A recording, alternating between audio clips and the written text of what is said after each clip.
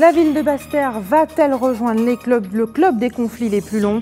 Le dialogue semble rompu entre Marie-Luce Ponchard et les agents grévistes de l'UGTG. En cause, l'inflexibilité des deux parties. Pourquoi étudier les langues et cultures des sociétés créoles? C'est la question qui sera étudiée lors du 15e colloque international des études créoles. Celui-ci a débuté par une conférence de presse aujourd'hui au Memorial Act. Reportage d'ATV Guadeloupe dans un instant. Et puis ce soir, c'est Halloween. L'événement prend de l'ampleur chez nous. Entre déguisements, soirées d'horreur et décorations, c'est une nouvelle occasion de s'amuser. Mais pour certains, le business n'est pas loin. Bonsoir, bienvenue sur ATV Guadeloupe. Après 14 jours de mobilisation, le conflit qui oppose Marie-Luce Ponchard à l'Union des travailleurs des communes entre dans une phase de pourrissement. La pertinence des revendications du syndicat combinée à l'inflexibilité de la maire de Basse-Terre devrait conduire à une paralysie du chef-lieu avec ses conséquences. Reportage Karen Diama.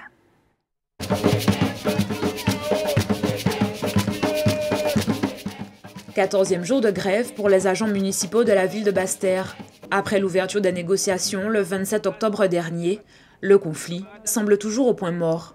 Il faut savoir que la négociation a commencé en juin parce que madame là, tout ça, il peut dire nous, il partait là en 2004. Mais nous avons dit qu'il y a une délibération qui signe en 2004 et nous n'avons pas reprendre le régime d'indemnité réveil en 2004, nous avons demandé après en 2012. Donc il faut y prendre en considération là ça parce que nous sommes gentils pour l'instant.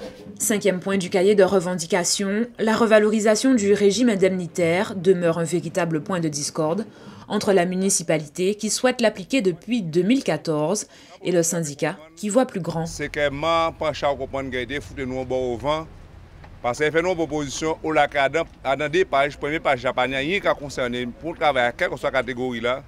Ils font des simulations pour faire nous comprendre effectivement que nous nous dit que nous d'accord et nous signons d'accord les questions là ça. Qu'elle lui-même met en face parce qu'il dit nous comme ça qu'il y a une délibération pour ça bien pour nous comprendre. Et qu'il y a une délibération pour voir si il paye dès l'année et puis voir si il arrêté puis ça. Nous faisons une proposition, il fait une contre-proposition de nous accepter effectivement, mais nous dit aussi en quelle année nous voulons que la revalorisation là commence. Et pas autant de là, lui n'est pas d'accord. Lui n'est pas d'accord, ça veut dire que s'il n'est pas d'accord, il va remettre tout le but en cause. Et nous bien expliquer ça aussi, s'il n'est pas d'accord à démarrer en 2012, nous allons remettre ancienne proposition en place et qui appliquer Kotok. Et ça depuis le 1er novembre. Dans une précédente interview, Marie-Luce Ponchard avait indiqué vouloir revaloriser les très petits salaires. Là encore, il semble qu'une discorde existe. Ça c'est blague à masse ça. Ça c'est blague à masse. C'est normal qu'il y ait des très petits salaires. Parce que les très gros salaires, il a fait tout cela devant. Et je là, il a fait les très petits salaires, mais il faut déposer un préavis de grève, il faut en grève. Alors si effectivement, ils ont l'esprit justement d'accompagner les petits, ne fait pas être des séries en grève. Il faut savoir aussi en qui colonie, c'est une colonie de droite, nous savons très bien ces gens ça, ils n'ont pas rien à foutre si travailler à pays là. Ces gens ça, c'est servir vers mon épuisé, mon temps qu'ils paient, et après là, ils vont l'arriver là, et donc nous ne pouvons pas accepter ça. C'est pour ça que nous avons dit revendication nous globale et qui est appliquée à l'année, puisqu'il y a une délibération qui a daté de 2004. Et nous faisons le choix ensemble de partir en 2012, dont nous avons demandé d'appliquer les libérations là, c'est tout. Alors voilà, c'est là nous y est et nous attendons. En attendant, la grève se poursuit et risque de perturber la reprise scolaire ce jeudi. Et la maire de Basse-Terre, Marie-Luce Ponchard, a indiqué qu'elle s'exprimera ultérieurement sur ce dossier. Autre conflit, celui qui concerne le Carrefour Market des Abîmes. Les négociations sont toujours au point mort. Le point avec Nathalie Dinan et Patrick Curie. Le ton est monté d'un cran à Carrefour Market aux Abîmes. Les employés affiliés à l'UGTG, mobilisés depuis le 18 octobre, ont bloqué l'accès au magasin. Les mauvaises conditions de travail sont au cœur des revendications des salariés. Nous avons subi un tas de répression, d'harcèlement, d'intimidation dans le magasin Carrefour Market et des conditions de travail qui ont dégradé. C'est-à-dire la direction licenciée 6 personnes et depuis lors, en fait, effectivement, le travail nous a été plus difficile, plus pénible à réaliser. Pour l'heure, 3 points de la plateforme de revendication ont été abordés et discutés. Il s'agit de primes de vacances, d'augmentation de salaire et d'embauche. Un protocole aurait dû déjà être signé par les deux parties, mais la direction refuse de payer les jours de grève, ce qui a provoqué la colère du syndicat. Voilà que la direction lève 6 tables de négociation et dit nous pas payer nous encore. Donc nous demandons tout simplement de revenir sur la table de négociation pour pouvoir poursuivre les discussions. La direction pousse nous Nous peut dire la direction pousser nos jours de grève, à mesure que point à des revendications, nous ne pas répondre. Mais au-delà de ça, c'est-à-dire qu'on a dit, c'est-à-dire que les conditions de travail nous ont dégradé. Pour qu'ils bitent, parce qu'on voit un magasin des trous, donc on ne peut pas bien recevoir les gens qui viennent faire ça, mais au-delà de ça, on ne peut pas bien travailler. Donc c'est des points que nous avons parlé pendant toute l'année, mais la direction pas nous pont cette activation pendant toute l'année. Donc je dis là, effectivement, nous allons mettre ça en avant. Les grévistes sont déterminés à faire aboutir leurs revendications. Ils réclament à leur hiérarchie respect et responsabilité. Je dis là, nous commandons pour responsabilité et faire face à travailler, nous allons travailler avec eux. Il aura fallu une véritable révolte des populations de plusieurs sections de Capesterre-Belle-Eau pour que des mesures d'urgence soient adoptées. Au moins 7000 bouteilles d'eau minérale ont ainsi été distribuées aux riverains en colère. Ce week-end, c'est du côté de Saint-François que plus de 2000 bouteilles ont été acheminées. Dans la section de Cayenne, les habitants n'ont pas d'eau depuis une semaine. Voyez le reportage de Moïse Exter et de Jacques Canneval. Partout, c'est la même chanson, sous la même musique, avec les mêmes paroles. Depuis quelque temps, on a des problèmes d'eau potable. On nous coupe l'eau souvent. Cette semaine, on n'a pas eu d'eau depuis dimanche. C'est arrivé dimanche dernier, c'est arrivé hier matin. Après, on nous donne peut-être 4 heures de temps, le temps de remplir les bouteilles. Et après, ça repart. Eh bien, moi, j'ai une citerne, alors je suis gâtée. Quand l'eau potable arrive, je remplis mes bouteilles. Mais autrement, les gens et je dépanne aussi des voisins, puisque j'ai une grande citerne de pluie. Et la famille n'est pas grande de mon côté, donc ça va. On tient le coup, en attendant que ça s'arrange au mois de novembre. Parfois, quelques gouttes tombent du ciel, comme une délivrance, mais cela n'étanche pas la soif, ni ne comble les besoins. C'est pas évident, comme il y a toujours des fois des coupures d'eau, des fois je viens, je suis obligée de repartir. Ou alors, heureusement que la dame, elle a une citerne, je peux prendre de l'eau, je suis obligée de prendre des seaux, faire le va-et-vient, ça me fait perdre du temps dans le travail, ou des fois de faire à la va-vite. Donc je descends, je vais prendre au fond de la citerne, j'emmène là-bas, je reprends, je fais le va-et-vient comme ça, pour pouvoir faire le travail comme il faut, proprement, décemment. Elle aussi, elle est embêtée, parce que vous savez, à son âge, pareil, quand je pars, je suis obligée de lui laisser une petite réserve dans quelques seaux, puisque je n'ai pas lui demander, c'est pas évident pour elle d'aller chercher à la citerne. De Capesterre-Belle-Eau à Saint-François, il pleut comme de la résignation, même les malades ne sont pas épargnés. La situation, moi, c'est que vous avez de l'eau là, un jour, 2 jours, et vous avez 4-5 jours. Et là, vous voyez, c'est un jour, 2 jours, il a arrêté. Il y a un malade, pas ni de l'eau pour moi faire des affaires.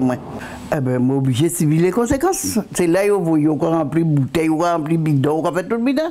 Et là, vous voyez, vous profiter pour laver linge là. On s'en trouve une autre réserve. J'ai passé 2 mois quand même. Hein. Depuis au mois de septembre, ça a commencé. Ah oui, il faut qu'on ait de l'eau la nuit, qu'on l'a youndé. De mon quoi lever la nuit, sommeil en coupe, qu'on garder de l'eau pour mettre la machine en route. 8000 bouteilles d'eau ont pu être distribuées par le Conseil général dans les quartiers en rébellion de Capesterre, 2000 aux habitants oubliés de Saint-François. Cela est loin de suffire, mais les décideurs continuent de s'en laver les mains. L'union fait la force, c'est ce proverbe que tente d'appliquer à la lettre la ville de Port-Louis. Ce matin, elle a inauguré le pôle social de la commune. Celui-ci réunit les principaux intervenants de l'action sociale afin de mieux servir les intérêts de la population. Isabelle Hameau nous en dit plus sur son fonctionnement. Un seul lieu pour plusieurs services. Dans ce bâtiment flambant neuf, les assurés pourront faciliter leur démarche. Dans cette salle sont mises à disposition 2 bornes, une de la CAF et l'autre de l'assurance maladie. L'idée est de limiter son temps d'attente à l'accueil. À ces bornes, on peut avoir des attestations de paiement, le suivi des paiements, des remboursements. Et pour la CAF, ça va encore un peu plus loin. Le suivi des courriers, le suivi pour une simulation pour les demandes de logement. Donc c'est tout l'intérêt pour les personnes, au lieu d'aller faire la queue dans les accueils, de venir tout simplement en ce lieu et pouvoir tout suivre, tout récupérer. Voilà. Bonne nouvelle pour les assurés du Nord Grande Terre qui devaient jusqu'alors se rendre aux abîmes pour entamer leur démarche. C'est la politique que j'ai décidé depuis mon arrivée en 2011, que la caisse soit plus proche des assurés. Et aujourd'hui, c'est une réalisation, c'est une belle réalisation aujourd'hui, ce pôle social, qui permet donc à la Caisse de remplir l'ensemble de ses fonctions, que ce soit en maladie, que ce soit en retraite, que ce soit en recouvrement. Donc vraiment, c'est pas une mini mouvement, c'est vraiment quelque chose de très grand qui nous permet de remplir l'ensemble de nos compétences sur une zone. Un pôle santé sociale qui intègre aussi le centre communal d'action sociale. Les services sont déjà disponibles. Les services sont déjà là, vous avez vu, le personnel est en place, de manière à ce que là aussi, on soit ensemble, qu'on constitue un véritable pôle, comme on l'a si bien dit, c'est le pôle Henri Corentin. Donc alors ça va bien dans ce sens-là, ça vient bien cette dimension que nous avons voulu chercher pour que, effectivement, tout un ensemble de services, tout un ensemble, effectivement, d'activités susceptibles d'améliorer le quotidien des Paulisés, mais aussi des travailleurs, des gens du Nord Grand-Terre, soit vraiment dans la proximité. Ce type de structure polyvalent est amené à se multiplier en Guadeloupe, de façon à optimiser le service public. Depuis leur apparition en Californie dans les années 80, les conférences TEDx ont conquis le monde entier et la Guadeloupe n'échappe pas au phénomène. La seconde édition de cette conférence événement aura lieu le samedi 5 novembre à l'amphithéâtre Méro du campus de Fouillol de l'Université des Antilles à Pointe-à-Pitre. Florence Glouche, bonsoir. Bonsoir Barbara. Merci d'avoir accepté de venir nous parler ce soir de ce concept innovant. Vous êtes chef de projet pour le TEDx de la Guadeloupe, celui de Pointe-à-Pitre. Alors, tout d'abord, racontez-nous comment vous est venue l'idée d'exporter ce concept ici et quel était le but à atteindre? Alors, on avait envie d'être utile, on avait envie de faire bouger les choses, de connecter des idées, de connecter des personnes, et tout ça dans une logique d'un monde plus positif. Et l'ambition de TEDx Pointe-à-Pitre, c'est justement de diffuser des idées éclectiques, des idées variées, des idées inspirantes pour ce monde plus positif, pour ce futur meilleur auquel on aspire. Et c'est aussi l'idée de connecter, de créer quelque part une communauté d'innovateurs, c'est-à-dire des gens qui ont envie de faire bouger les choses, des acteurs, et qui agissent à travers des innovations, des nouvelles idées, des nouveaux concepts, ou de nouveaux regards sur des choses qui existent. Je l'ai dit tout à l'heure, c'est un mouvement qui est planétaire, d'ailleurs on l'a vu. L'ancien président des États-Unis, Bill Clinton, s'était plié à l'exercice. En Guadeloupe, vous avez choisi pour cette deuxième édition 9 intervenants, on peut citer certains, Gilda Gonfier, l'écrivaine Gilda Gonfier, le musicien Pierre-Édouard Décimus ou encore l'artiste peintre et graffeur Pacman. Comment les choisissez-vous? Qu'est-ce qui retient votre attention? Vous dites, tiens, je vais interroger telle personne, il va être un bon orateur. Alors en fait, il y a un comité de sélection au sein de l'équipe TEDx Pointe-à-Pitre qui est composé l'équipe en elle-même est composée de 20 personnes. Nous avons identifié des messages qui nous semblaient importants de faire passer et qui portaient ces messages et pourquoi c'était important que ces messages passent ici à TEDx Pointe-à-Pitre. Et ensuite, nous avons démarché ces personnes, nous leur avons parfois expliqué le concept de TEDx Pointe-à-Pitre et nous avons le plaisir de diffuser les messages de ces belles personnes, de ces personnes inspirantes, le 5 novembre.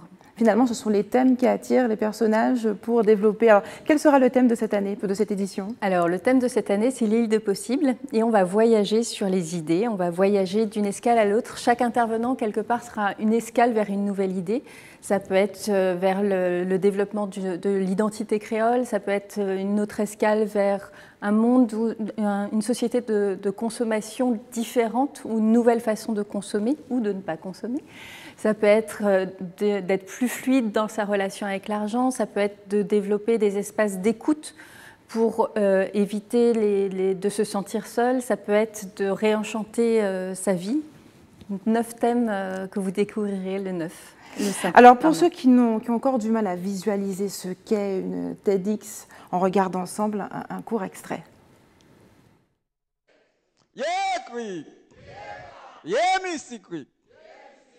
La cour dort. Ben, puisque la cour ne dort pas, je vais commencer l'histoire.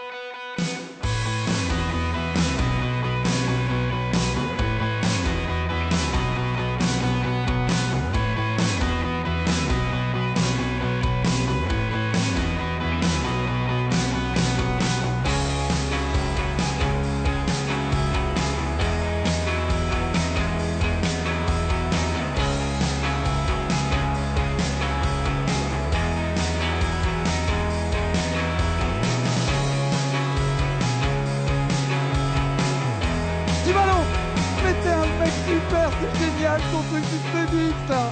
Oh mais c'est trop bon, je t'adore. Il s'agit d'une véritable performance. Hein. L'idée, c'est de transmettre un message de façon concise et ludique. En 18 minutes, on ne s'improvise pas showman du jour au lendemain. Comment vous les préparez? Alors, il y a un long travail qui est fait, un travail de maturation, d'abord sur l'idée. L'idée que la personne pourrait faire passer, c'est toujours son message. Nous, on va juste l'aider à formuler les choses d'une manière particulièrement attrayante, d'une manière où on va faire voyager le spectateur d'un point A à un point B en l'amenant, en l'accompagnant avec douceur, avec humour aussi souvent, pour que ce message soit vraiment soit indispensable et que la personne puisse se dire bah oui, c'est possible, oui, si cette personne l'a fait, moi aussi je peux le faire. Et ce qu'on essaye plus particulièrement de faire à TEDx Pointe-à-Pitre, c'est d'inciter à l'action, c'est-à-dire non seulement diffuser des idées inspirantes, mais faire en sorte de se dire bah oui, finalement, moi aussi je peux, pour moi aussi c'est possible. Et je reprends juste l'exemple d'une jeune femme qui a assisté au TEDx Pointe-à-Pitre 2015 et qui, suite à l'écoute de Magali Pigeon, a créé son entreprise. Et je trouve que ça, c'est une belle victoire et c'est une belle source d'inspiration et d'action. Florence Glouche, l'an passé, 100 personnes ont assisté à cette conférence. Pour cette édition, vous espérez en tout cas atteindre la barre des 400. Vous êtes à peu près à 300, à 50 € la place, ce qui n'est pas à la portée de toutes les bourses. Qu'est-ce que viennent chercher ces gens-là en assistant à la TEDx? Qu'est-ce qu'ils viennent y trouver? Ils viennent y chercher plus de vie, plus d'inspiration. Ils viennent y chercher de l'émotion. Vous avez vu les visages de ces personnes. C'est comme la différence entre assister à un concert et le regarder à la télé. On peut très bien regarder les vidéos de TEDx en ligne, mais on peut, si on a envie d'aller plus loin, de se sentir connecté à ces personnes qui sont autour de vous dans le public et qui ont aussi envie de diffuser ces idées, qui ont envie de ce monde plus positif, vous y avez accès. Donc, en venant au TEDx, vous faites partie d'une communauté quelque part d'innovateurs, une communauté de gens qui font bouger les choses. Et c'est aussi avoir accès à ces speakers, pouvoir échanger avec eux, peut-être aussi parfois construire de nouveaux projets. Et c'est vivre ses émotions, c'est être rempli d'inspiration. Moi, l'énergie, l'enthousiasme que je trouve au TEDx Pointe-à-Pitre, je le retrouve pas ailleurs dans le reste de ma vie. Alors, il y a ce côté enthousiasmant que l'on retrouve, cette énergie positive. Mais qu'est-ce qu'on y apprend au final? Alors, on y apprend à regarder les choses différemment. On apprend parfois de nouvelles idées, parfois de nouveaux concepts. Parfois de poser un regard différent sur une chose qu'on connaissait. Et on apprend aussi, on apprend à connaître des personnes, les speakers, son voisin, sa voisine, et de se dire finalement on peut faire des choses ensemble, on peut agir ensemble vers plus de positif. Florence Glouche, merci d'avoir accepté de répondre à nos questions ce soir. Ces conférences donneraient presque envie de retourner sur les bancs de l'école. Eux, en tout cas, ils planchent sur une problématique importante, celle de l'émergence de la langue créole. Plus de 70 intervenants venus du monde entier sont en ce moment au Memorial Act pour le 15e colloque international des études créoles. Il paraît que les personnes parlant cette langue sont en diminution. On regarde le reportage de Nathalie Dinan et de Patrick Curie. Pourquoi étudier les langues, cultures et sociétés créoles aujourd'hui? C'est la question déclinée lors de ce 15e colloque international durant 5 jours. 50 ans après la première édition, de nouvelles impulsions, de nouveaux angles de recherche. La créolistique est imposée, mais le travail continue. Il n'y a plus de discussion possible sur cette affaire. On sait que les études créoles, l'étude de la genèse des langues créoles, ces études-là ont permis à la linguistique générale de se développer. Est-ce que le créole n'est pas en danger? Peut-être que la culture créole n'est pas en danger parce que la culture créole, le créole même, c'est la naissance du nouveau. Donc on sera toujours, on est sur une terre créole, mais la langue créole, on va dire, perd de plus en plus de locuteurs. Et c'est ce qui risque de mettre le créole en danger. Il faut donc accompagner les projets, les études, les chercheurs, d'où la nécessité d'octroyer des moyens importants. Ce qui est important, c'est préserver cette langue créole, chercher les origines, l'histoire de cette langue. Et aujourd'hui, nous avons 4 jours de colloque de manière à ce que chacun, plusieurs pays de la Caraïbe, même de l'extérieur, qui sont venus pour porter des études dessus. C'est créole en nous. et apprendre à parler créole dans nous sans rouler créole dans nous. Certains gens qui font quoi rouler. Donc, il faut nous protéger ça dans nous. Il y a qu'à penser qu'elles sont en belle langue créole là pour moi. Nous sommes obligés d'accompagner sur les recherches parce que vous savez, quand on fait des recherches, il faut voyager, il faut aller très loin, il faut voir des chercheurs, des étudiants. Donc, la région est là pour financer, accompagner et aussi faire sortir des ouvrages. Ces rencontres scientifiques sont l'occasion d'échanges et de diffusion de nouvelles connaissances. Et surtout, qu'est-ce que le monde créole a à dire aux autres aires géographiques et culturelles? La réponse durant ces 5 jours. Et il n'existe pas qu'un créole, mais des langues créoles dans diverses régions du monde. Elles figurent parmi les langues les plus récentes, une richesse linguistique qu'il convient de protéger et de mieux connaître, selon le président du Comité international des études créoles. Il est interrogé par Nathalie Dinan. Les créoles français sont parlés dans beaucoup de territoires. La République française elle-même, bien sûr, qui compte 4 départements créolophones, mais également dans des États indépendants, Haïti à côté de chez vous, mais dans l'océan Indien, 2 républiques, la République des Seychelles, 80 000 habitants environ, et la République de Maurice, 1 500 000 environ. Donc c'est une langue qui est parlée, qui irrigue dans tous ces territoires, je dirais, et qui, bien sûr, comme vous l'avez pu l'observer, est relativement intercompréhensible. Alors, elle n'est pas complètement intercompréhensible d'un territoire à l'autre, mais avec un peu d'effort, on arrive très vite à comprendre ces langues. Donc ces langues sont importantes dans ces sociétés, où elles remplissent un rôle évidemment dans la socialisation des enfants. Elles sont importantes aussi pour l'école, dorénavant, puisque dorénavant, dans tous ces territoires, y compris donc dans les départements d'outre-mer, le créole est présent. D'une façon ou d'une autre. Bon, les dosages en horaire changent évidemment. Certains territoires comme Haïti ou les Seychelles pratiquent le créole depuis fort longtemps, mais des territoires ou des États comme Maurice et évidemment les départements d'outre-mer pratiquent le créole depuis déjà quelques années. Donc le créole a gagné du terrain dans les sociétés et ça n'est pas fini. Il gagne du terrain mais perd en locuteur apparemment.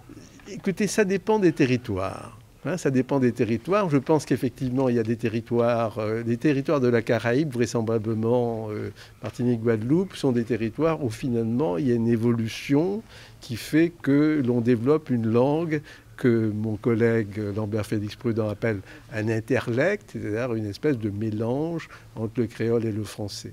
Mais ça n'est pas le cas partout, puisqu'à La Réunion, où certes il y a aussi de l'interlecte, le créole est fort couramment parlé, et dans les républiques indépendantes, évidemment, le créole est présent, même s'il y a une répartition des rôles. Il y a toujours une répartition des rôles. Certaines situations, on emploiera plutôt le français. Dans d'autres situations, on emploiera le créole. Mais le créole gagne du terrain, y compris dans des domaines institutionnels. Donc, des discours politiques, des débats scientifiques peuvent se faire en créole, aussi bien chez vos voisins haïtiens que dans l'océan Indien.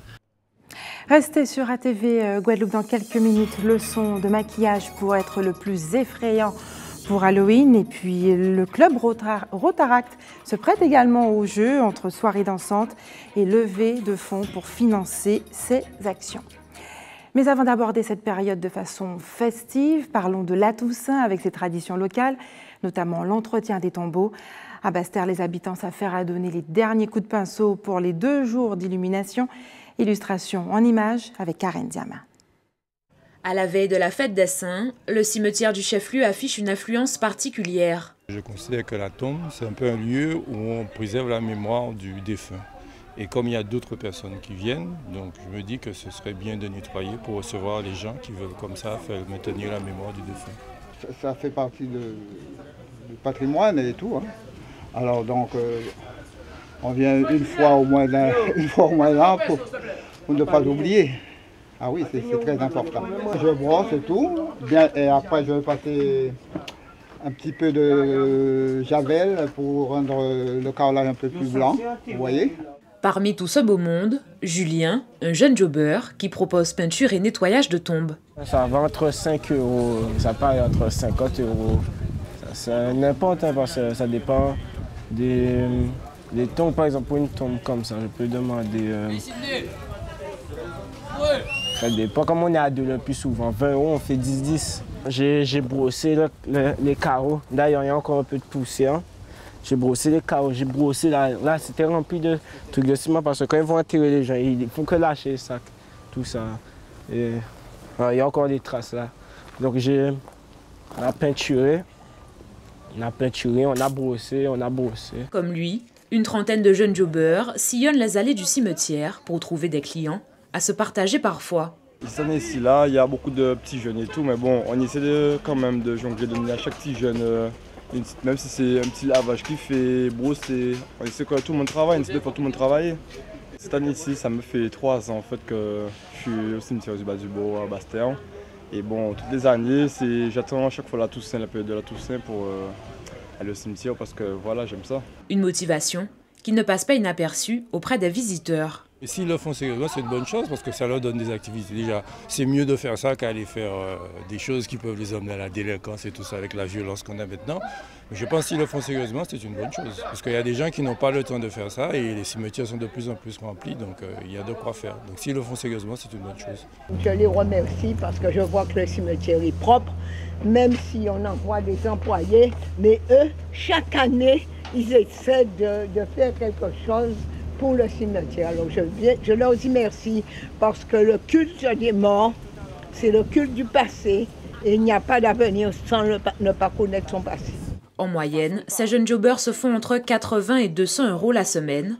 Ils seront présents demain et mercredi pour aider les retardataires. Ils ne sont pas les bienvenus, mais s'invitent près des tombes. Il s'agit des moustiques.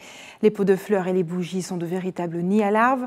Pour s'en prémunir, l'Agence régionale de santé de Martinique et la collectivité territoriale ont mis en place une opération de démoustication dans les cimetières. Le reportage est signé Anaïs Gall et Loïc Régis d'ATV Martinique. Piqûre de rappel pour ses usagers. On vient voir un petit peu si tout se passe bien, si vous avez du sable, si apparemment je vois que la consigne est bien passée. Du sable à rabord dans les vases et les bacs pour éviter l'eau stagnante après la pluie. Un geste simple qui permet pourtant d'éviter les foyers larvaires. Une opération de prévention qui rassure les visiteurs. C'est nécessaire, c'est vraiment nécessaire parce qu'il y a des gens qui ne comprennent pas avec les histoires de moustiques. Chaque année, alors vraiment, c'est vraiment recommandé. À la veille de la Toussaint, les fleurs sont de plus en plus nombreuses au cimetière La Joyau. Et comme la saison des pluies n'est pas finie, il est très important de rappeler les bons gestes afin d'éviter le développement des moustiques. Leur dire toujours, bon attention, regardez au niveau de la tombe, regardez les pots à fleurs, regardez les dessous de pots. C'est surtout mettre les pots à fleurs avec le sable mouillé à rabord. Parce qu'il y en a certains qui laissent une petite marge et quelquefois après la pluie, il y a un petit peu d'eau, ça peut éventuellement se transformer en gîte à moustiques. Dengue, chikungunya, Zika, les épidémies se sont succédées ces dernières années. Un risque que les Martiniquais prennent très au sérieux. Du sable dans un pot et puis je pique les fleurs dedans. On est obligé de faire comme ça. Puisque quand on met de l'eau, l'eau reste l'année et puis ça produit les larves de moustiques. Et puis après ça grossit et puis ça vous pique après. Et puis à ce moment, ça vous donne la maladie. On préfère encore mettre dans la tombe des fleurs artificielles. C'est une tombe elle est fermée, donc il faudrait venir 2-3 jours après pour changer l'eau. Donc c'est assez contraignant les fleurs naturelles. Mais c'est vrai qu'elles sont plus jolies. Les multiples campagnes menées par l'ARS semblent porter leurs fruits. La plupart des visiteurs utilisent du sable ou de la mousse pour piquer leurs fleurs ou optent pour des fleurs artificielles. Certains d'entre vous se préparent peut-être à prendre part à la fête d'Halloween. Certains organismes se prennent au jeu. C'est le cas du club Rotaract. Ce soir, ils mettront les petits plats dans les grands en proposant une décoration pour leur fête plutôt effrayante. Reportage Isabelle Hameau.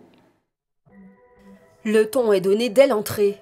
En plein après-midi, les organisateurs finalisent la décoration pour plonger les fêtards dans une ambiance terrifiante. L'objectif, c'est d'immerger notre public dans une ambiance un peu lugubre, un peu atypique, quelque chose de sombre et de marrant. On va faire peur, on va jouer à se faire peur, à rentrer dans une ambiance un peu lugubre, jouer avec l'adrénaline, avec les choses que l'on n'aime pas en général, les choses qui nous font peur tous les jours.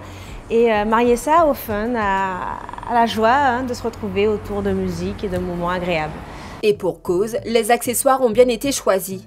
Tête de mort, scolopendre, toile d'araignée, sans oublier les chauves-souris. Avec toutes les installations, il y a des LED, par exemple, dans les squelettes. qui ont des yeux rouges. Il y a aussi les portraits qui sont accrochés au mur, qui dans le soir ressortent en phosphorescent. Donc on a le sentiment d'avoir quelqu'un qui nous regarde, mais qui est un fantôme qui nous regarde au travers de la vitre. Il y a toutes ces choses en fait qui sont assez effrayantes et à la fois marrantes. L'idée pour cet Halloween est aussi de jouer avec la superstition et donc de chasser les mauvais esprits. Les accessoires utilisés ont été ces gousses d'ail, disposées un peu partout dans la salle. C'est aussi l'occasion de chasser les mauvais esprits et chasser les fantômes. Donc ce soir, c'est The Ghost Dance. Nous, on joue avec toutes ces croyances, toutes ces chimères, et on en fait une dérision. Et effectivement, l'ail qui a été mis là, qui a été mis dans plusieurs petits paniers, rappelle cette superstition de vouloir chasser les esprits. C'est chaque année que le Rotaract, en collaboration avec des prestataires externes, organise cette fête folklorique dans l'idée d'en faire frissonner plus d'un. Et pour se faire peur, on peut également se maquiller. Linda Kayarti est allée à la rencontre d'Amina Lenné. En moins d'1 heure, elle réalise des maquillages dignes des plus grands films d'horreur. Regardez plutôt.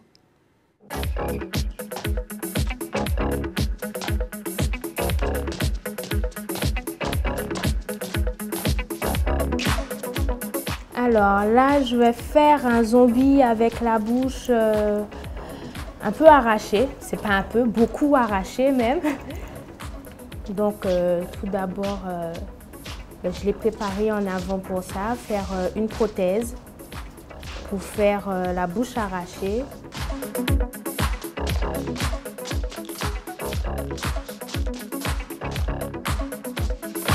Alors là, c'est du sang gélifié. C'est un sang qui est en gel en fait. Et que si on n'y va pas, ça ne peut pas fonctionner. Là, ce sont des dents fabriquées avec des capsules.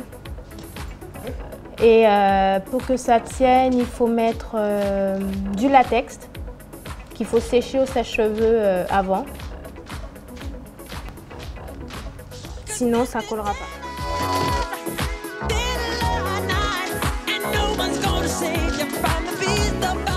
Alors, pour les yeux, on a plusieurs... lève les yeux. On a plusieurs solutions. Moi, j'ai opté pour une solution plus pratique déjà par rapport à ce que je veux faire. Puisque le violet que moi j'utilise, c'est un violet très foncé qui se rapproche même du noir. C'est beaucoup mieux qu'un violet un peu, comment dirais-je, un violet un peu comme celui-ci, qui n'est pas du tout adapté pour ce que je veux faire.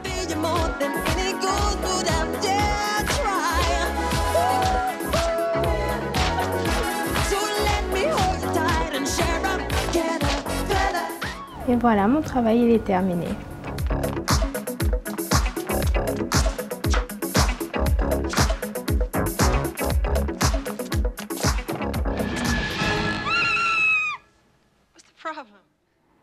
Et oui, Halloween, vous avez bien dit Halloween, cette fête d'origine celtique est aussi l'occasion pour certaines associations de procéder à des levées de fonds. Dans une ambiance festive, le Rotaract de Pointe-à-Pitre organise une campagne pour récolter des dons afin de financer ses actions. On écoute le président du Rotaract de Pointe-à-Pitre. Alors, nous avons décidé d'organiser une soirée, un événement Halloween au Laser Game pour justement profiter de la thématique d'Halloween pour pouvoir s'amuser, bien sûr. Vous venez avec vos amis, votre team, pour participer au Laser Game. Nous vous recevrons, vous êtes habillés en noir, un peu déguisés si vous le souhaitez, parce que c'est la thématique d'Halloween. Et vous pouvez venir avec vos amis, enfiler des gilets avec des pistolets en laser. Ce sont des pistolets qui sont en mousse, donc justement ils ne sont pas dangereux pour qu'on ne puisse pas se blesser dans les mouvements. Et on rentre dans un labyrinthe. Et l'objectif, c'est vraiment de toucher l'adversaire avec son laser. Et la team qui aura touché le plus d'adversaires aura remporté la partie. Tout est permis, mais toujours dans le respect. La fête d'Halloween, c'est se déguiser, se faire peur, mais c'est surtout rigoler, c'est surtout s'amuser, mais tout ça dans un esprit bon enfant. Nous aussi, nous allons y gagner parce que ça va permettre au club de récolter des fonds pour notre conférence internationale qui se tiendra à la fin du mois de novembre en Guadeloupe. Et Halloween, c'est aussi une histoire de business. En Martinique, les adeptes du frisson sont de plus en plus nombreux pour le plus grand bonheur des commerçants. On regarde le reportage d'Anaïs Gall et de Loïc Régis d'ATV Martinique.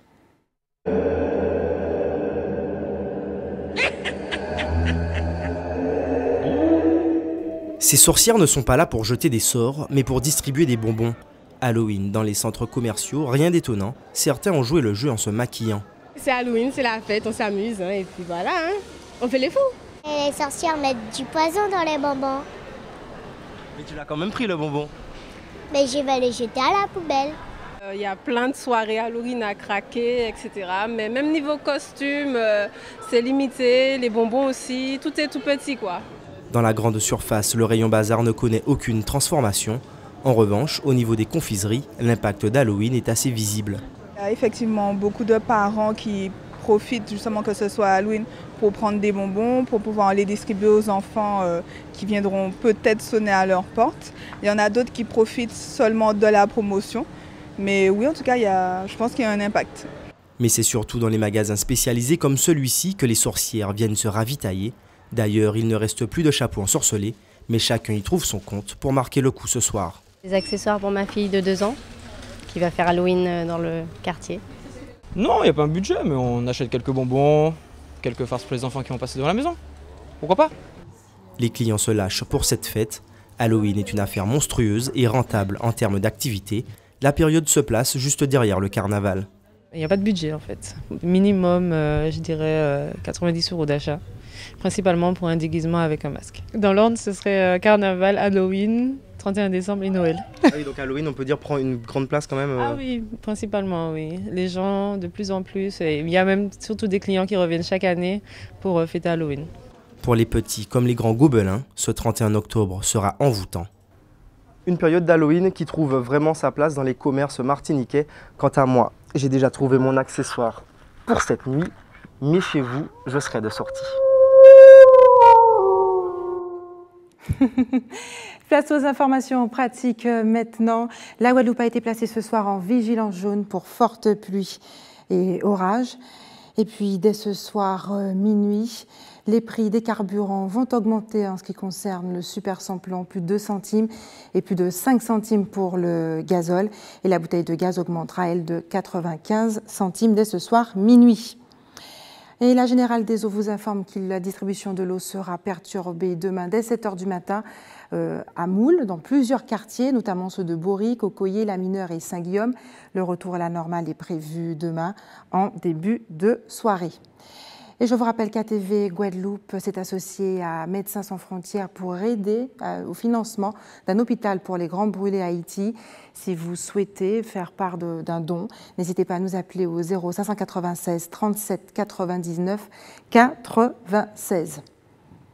Et si vous êtes témoin d'un événement, n'hésitez pas à nous contacter au 0590 71 2 fois. Nous serons ravis de réceptionner vos appels et vos informations.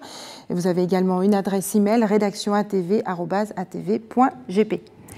C'est la fin de notre édition locale et régionale. On se retrouve dans un court instant pour le rappel des titres. À tout de suite.